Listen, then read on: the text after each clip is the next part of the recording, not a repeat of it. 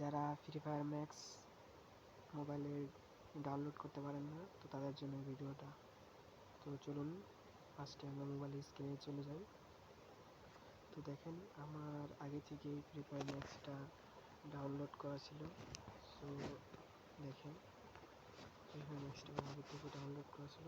তো অনেকেই আছে ফ্রি ফায়ার ম্যাক্সটা ডাউনলোড করতে পারেন না, তো তার জন্য আমাদের চলে যেতে হবে গুগল প্লে স্টোরে, যেটা সবার মোবাইলেই থাকে। তো চলে গেলাম আমরা গুগল প্লে স্টোরে। এখন সার্চ করতে হবে FF অর্থাৎ ফ্রি ফায়ার ম্যাক্স। সো আগে থেকেই করা আছে।